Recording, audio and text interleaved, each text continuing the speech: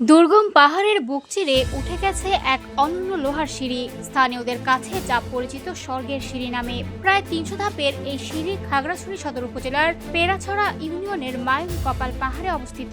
সমুদ্র পৃষ্ঠ থেকে প্রায় ১,২০৮ ফুট উচ্চতায় দাঁড়িয়ে থাকা এই পাহাড় যেন প্রকৃতির এক বিস্ময়। ত্রিপুরা ভাষায় মায়ুন মানে হাতি আর কপাল মানে মাথা। পাহাড়টির আকৃতি সত্যিই যেন হাতির মাথার মতো।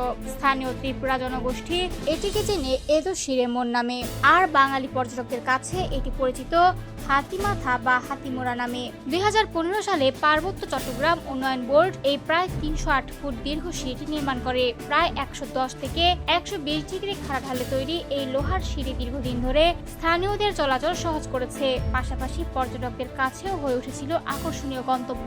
কিন্তু সময়ের সঙ্গে সঙ্গে সেই স্বপ্নের সিঁড়িতেই নেমে এসেছে ভয়াবহ অবক্ষয়। বিভিন্ন ধাপে লোহার পাত ভেঙে গেছে, কোথাও সম্পূর্ণ বিচ্ছিন্ন হয়ে ঝুলে আছে কাঠের অস্থায়ী সাপোর্টে। রেলিংগুলো নড়বড়ে হয়ে পড়েছে। বর্ষায় ভেজা লোহার ধাপ আরো বিপজ্জনক হয়ে উঠেছে প্রতিনিয়ত। স্থানীয়দের অভিযোগ, দীর্ঘদিন সংস্কার না হওয়ায় প্রতিদিনই ঝুঁকি নিয়ে চলাচল করতে হচ্ছে শিক্ষার্থী, নারী ও বৃদ্ধদের। বাধ্য হয়ে বিকল্প পথ না থাকায় এই বিপজ্জনক সিঁড়ি তাদের একমাত্র ভরসা।